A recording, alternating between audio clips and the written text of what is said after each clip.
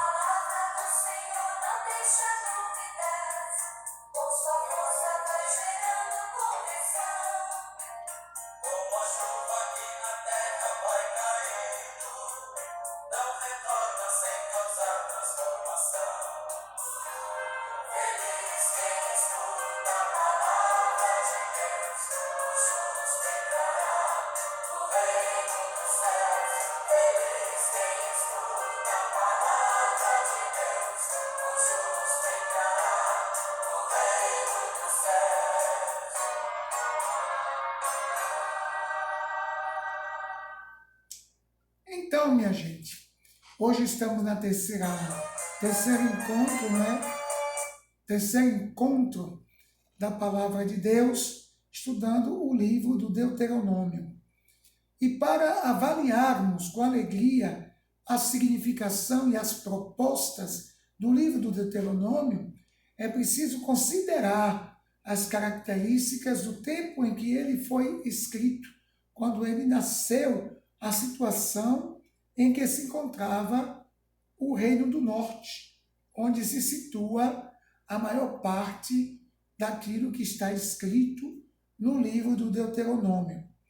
Alguns profetas viveram essa realidade e nos livros deles nós podemos encontrar o contexto em que foi escrito o livro do Deuteronômio.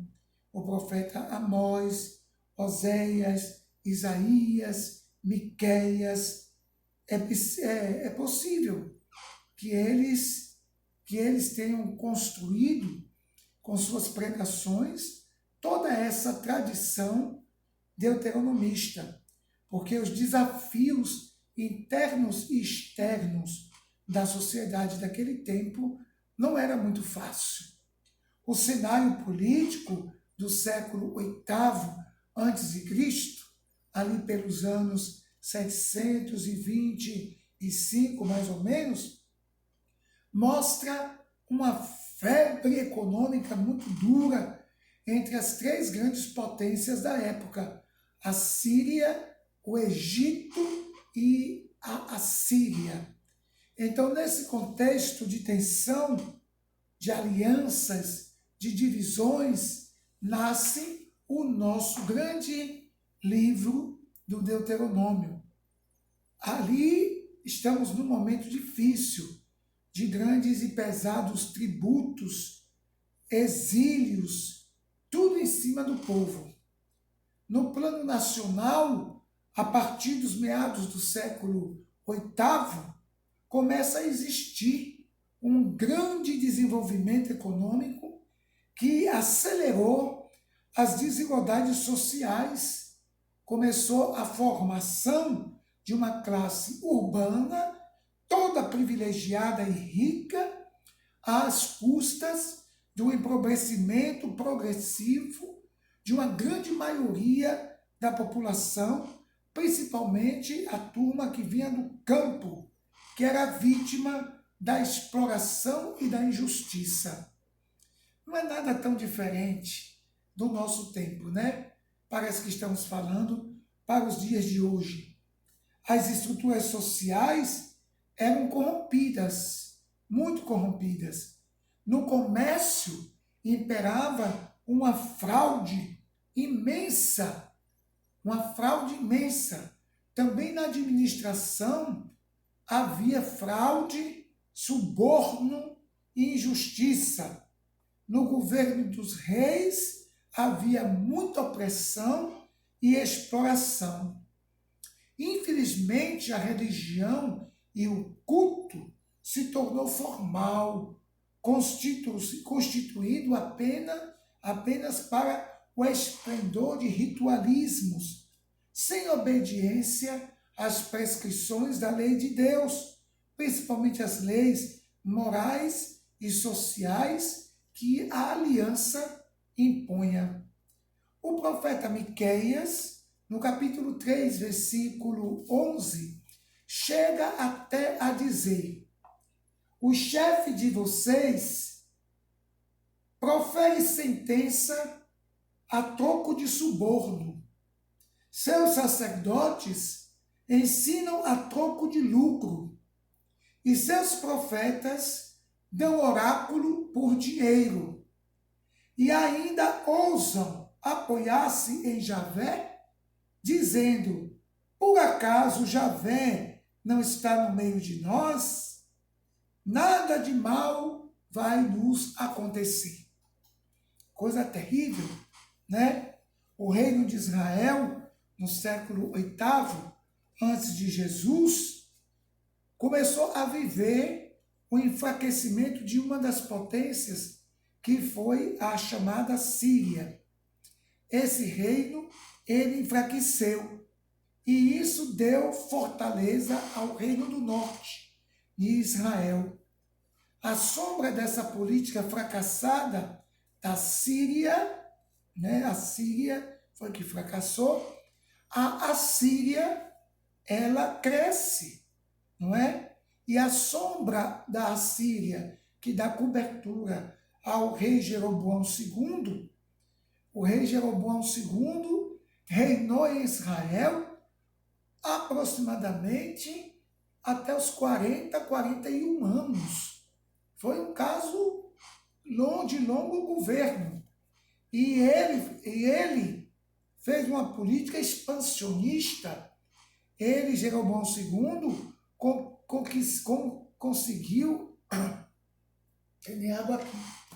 Ele conseguiu fazer uma expansão do território, e o território que era no tempo de Salomão e de Davi voltou a pertencer a Israel. O território foi expandido. O Reino do Norte voltou então a ter um grande impulso econômico. Mas, como sempre, quem se privilegiava era a chamada a classe urbana. Enquanto a classe urbana crescia e ficava no seu privilégio, então a classe rural e a classe chamada a classe suburbana, periférica, sofria as consequências de um comportamento injusto e vida luxuosa que levavam os das cidades. E aí, como não ter profetas que aponte o dedo para Jeroboão e condene a sua prática, que para a economia era boa. Para a realidade do país era interessante. Mas essa é um pouco exemplo do nosso Brasil, né? O aceleramento econômico, o crescimento econômico significa sempre riquezas e mais riqueza nas mãos dos empresários e poderosos. E quem é que produz essa riqueza? O povo pobre, periférico, suburbano, ruralista, não é? Então, esse milagre econômico de Israel, quem é que sustentava? Era o povo do campo. Porque se o campo não planta, a cidade não come. De fato, era o campo que produzia o necessário para toda a vida da cidade. Principalmente, era o campo que ficava com os tributos que serviam para sustentar a classe governante e o exército e os acampamentos militares e as trocas comerciais com outras nações. Então, quem sustentava o exército, a corte, era o povo do campo.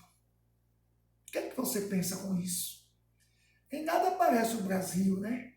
Quem é que sustenta aquele bando que está lá em cima? Quem é que sustenta nossos políticos e exércitos e forças? Claro, os militares.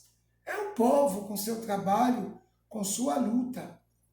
E essa classe junto com os reis e os cofres reais, se junta aos comerciantes, que como tem uma canção aqui do Nordeste, que cada vez os ricos estavam mais ricos à custa dos pobres, cada vez mais pobre. Então o povo do campo era um povo explorado pelos tributos altos. Agora diz que o Brasil vai sofrer uma reforma tributária. Vamos ver se de fato isso trará algum tipo de benefício para o povo. Mas o povo do campo era explorado pelos tributos e os das aldeias e pequenas cidades explorados pelo comércio. Com o agravamento dessa situação, a grande maioria do país ficou empobrecida, endividada, perdeu a sua terra, sua casa, perdeu tudo e tendo que se sujeitar ao trabalho escravo. Se sujeitar ao trabalho escravo. Deuteronômio 15, 12 diz assim, está aqui escrito, 15, 12. Se um israelita, homem ou mulher, for vendido a você como escravo, ele será o seu escravo até os 6 anos. No 7º ano, você tem que dar liberdade a ele. E quando ele for embora, não deixe ir sem dar alguma coisa. Seja generoso com as bênçãos que o Senhor Deus derramou sobre você. Dê ao escravo ovelhas, cereais, vinho. Lembre, você também foi escravo no Egito, que o Senhor nosso Deus o tirou de lá, e é por isso que eu estou dando essa ordem a você. Então, crescia o número de escravos, porque infelizmente os comerciantes aumentavam sua imponência e com isso as pessoas precisavam comprar o que comer e não tendo o que pagar, viravam escravos, né? E aí não faltam os críticos para essa situação, entre eles o grande profeta Amós, que reputado como o mais antigo dos profetas escritores. E Amós era do sul de Judá. Ele cultivava sicômoros, mas atuou no reino do norte, na época em que o tal do Jeroboão era o rei, Jeroboão II. E o seu livro dá uma ideia das condições sociais e religiosas de Israel.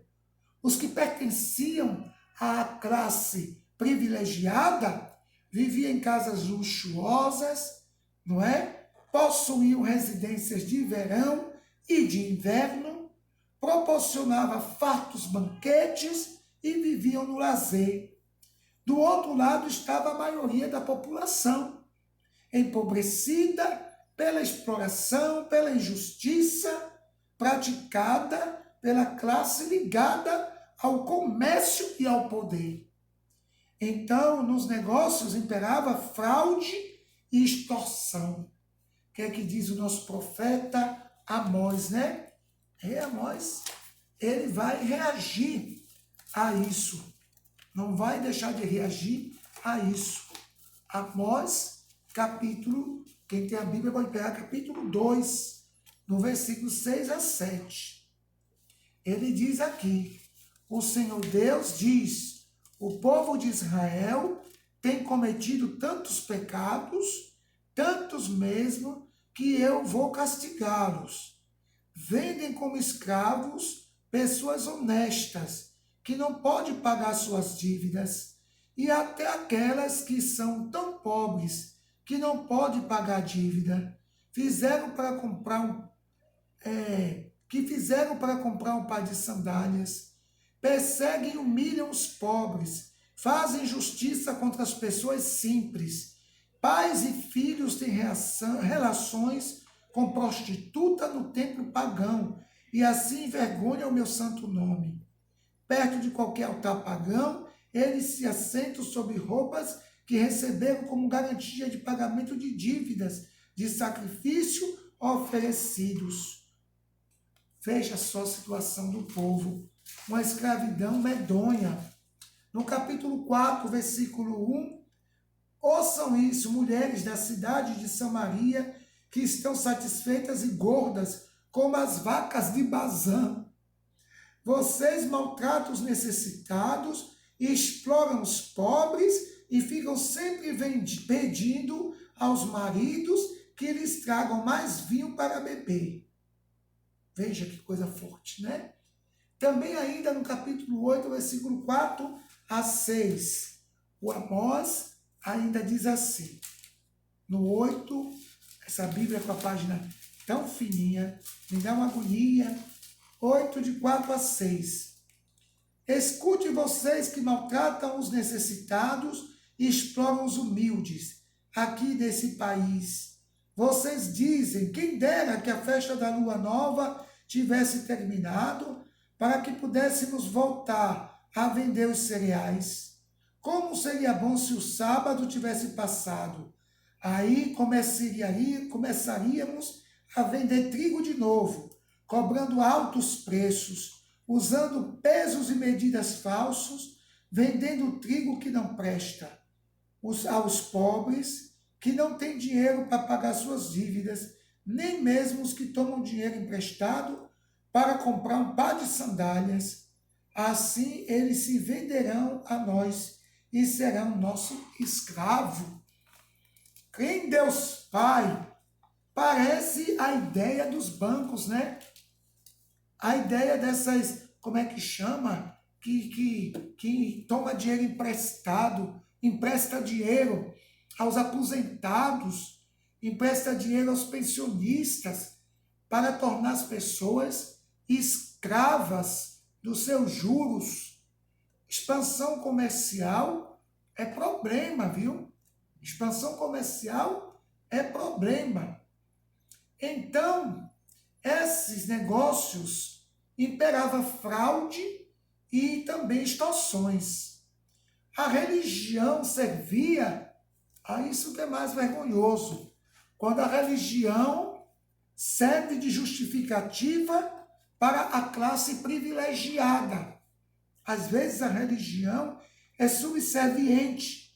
A religião é a justificadora da classe privilegiada que se compraz em imaginar-se como povo eleito, dedicando-se a um culto festivo totalmente desligado da prática da justiça e da moral social. Amós anunciou o fim trágico dessa classe privilegiada e criticou o culto, mostrando que a religião que não é traduzida em vida concreta é abominável aos olhos de Javé. Minha gente, por que Padre Jorge está lendo essas coisas e conversando com vocês? Eu estou lendo essas coisas e conversando com vocês para que vocês, antes de lerem comigo até o final do mês, lerem o Deuteronômio, vocês entendam por que o Deuteronômio fala determinadas coisas. Porque está num contexto muito duro do Reino do Norte. É um contexto muito duro. O contexto do Deuteronômio nasce nesse contexto, partilhado com esforço de muitos profetas, que já disse aqui, Amós, Oséias, né? O próprio Ezequiel. Ele representa a reação dos levitas a uma corrupção geral, né? A gente percebe que o sistema está completamente corrompido, infiel a está infiel à promessa de Javé, que prometeu terra para todos. Deste modo, o Deuteronômio representa uma avaliação de transição política, econômica e social. É um livro que acontece na passagem do sistema tribal para o sistema tributário. De tribal para tributário. Agora eu pergunto a vocês, onde o povo passa mais necessidade? No sistema tribal ou tributário? Não é? Porque no tribal, tudo que é produzido é partilhado. E no tributário é o contrário. Alguém senta num trono e recolhe o lucro. Enquanto no tribal se reparte os dividendos. Não é? Então a religião e o desenvolvimento entram em debate. E o Deuteronômio mostra que o custo imediato do desenvolvimento se chama a idolatria ao dinheiro e o poder econômico, que surge de uma sociedade classista, injusta e reforça cada vez mais a escravidão e a exploração. O Deuteronômio é, por excelência, o livro de diagnóstico da avaliação da idolatria, e ele pode ser inteiramente centrado na fé em Javé. Javé é o único libertador justo, vivo. Justo e vivo. Quando o sistema tribal era governado por Javé, que era o seu Goel, que lutava em favor das tribos, o povo não passava por tantas dificuldades e privações. Agora que o sistema é tributário, monárquico, o povo sofre as consequências dos tributos e da escravidão. Na ótica dos levitas, o que havia acontecido no tempo da monarquia era uma volta à escravidão do Egito. Porque o povo foi que pediu, queremos um rei, queremos copiar o modelo político de outras nações que estão ao nosso redor. E Deus advertiu, disse, se vocês elegerem um rei, eles vão levar seus filhos para a guerra, eles vão precisar ser alimentados, alimentar o seu exército. Então, gente, é uma situação difícil. Deus alertou, mas o povo pediu, Deus deu Saul, primeiro rei de Israel. É por isso que todo o Deuteronômio é grande e veemente apelo à conversão, como último caminho para restaurar uma sociedade mais fraterna e justa. E isso passa por dois tipos de conversão. Uma conversão pessoal e uma conversão social. A pessoal, você, seu Deus, sua vida. E na social, você, o Deus de vocês e a vida de vocês. Né? Então, todo o processo passa por uma conversão pessoal e social. A igreja até superou essa história de dizer que há pecado pessoal e social. Todo pecado que você comete, por mais que seja escondido, atinge socialmente a todos, né? Atinge a todos. Então esse apelo é feito para que a gente projete, não é? Projete uma sociedade igualitária antes de que o povo entre numa terra chamada de prometida. Porque o Deuteronômio, ele nasce num período de muitos anos, né? Muitos anos. Quase 200, quase 300 anos de luta, de história. Desde o tempo dos levitas com Moisés, que fazem um caminho oral, né? Até 535. É uma jornada imensa de muitos séculos, né? Quase 300. O livro todo é um convite à vida e está apresentado como aliança, uma nova aliança é a segunda lei, a segunda aliança. Então, lá no Deuteronômio 27, diz assim: hoje você se tornou povo de Javé, seu Deus. A partir disso, começa o longo caminho da realização de uma vida nova, que deve ser conquistada pouco a pouco pelo homem, mas que já foi dada por Deus. Quer dizer, a terra prometida já é uma herança dada por Deus, mas tem que ser conquistada pouco a pouco pelo povo, que constrói uma sociedade mais justa e fraterna. Então, pois é, até agora, vocês ainda não entraram no lugar do repouso, e na herança que Javé, seu Deus, vai dar a vocês. O Deuteronômio esboça, assim, o projeto de uma grande luta pela justiça, que exige todo o esforço do homem para conquistar, ou como diz o povo da renovação carismática, para tomar posse, né? Tomar posse do dom que Deus já deu, que é a terra prometida. Em resumo, é isso aí. O contexto que nasce o Deuteronômio é esse contexto de expansão econômica, territorial, não é? Sob o governo de Jeroboão II, e a crítica de grandes profetas, entre eles Amós. Vamos ouvir uma canção, né, do nosso repertório. Hoje eu estou mais esperto. Ontem eu não soube o que fazer, mas hoje, cala a boca, hoje até Felipe e Jaguaraci vão surpreender-se comigo. Olha lá.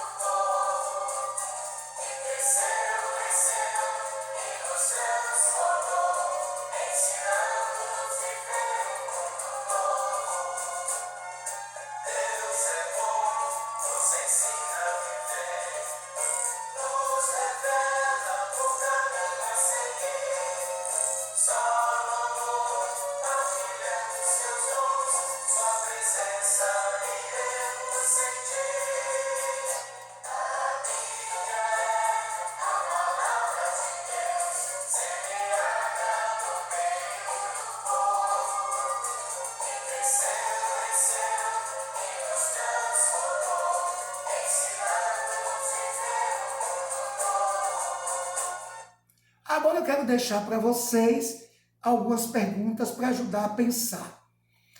A situação internacional e nacional de Israel naquele tempo tem a ver com a situação de hoje? Naquele tempo, a Assíria e o Egito eram as grandes potências, lembra? E influenciava a vida do povo de Israel. E a situação nacional com Jeroboão, que queria melhorar a economia e melhorar a apresentação do país para fora, que causou a prostração dos pobres e enriquecimento dos grandes comerciantes e a pobreza do povo, não é? Qual era o problema fundamental do povo nessa situação que nasceu o Deuteronômio? É o mesmo de hoje? Será? Também hoje precisamos de uma conversão pessoal e social? Será que hoje precisamos dessa conversão social e pessoal que houve lá no Deuteronômio? Quais os maiores problemas do povo dentro de nossa história hoje, industrial e tecnológica? Será que hoje o nosso governante maior precisaria de um Amós para ir lá com o dedo e apontar seus erros? Fique com Deus e até o próximo encontro, se Deus quiser.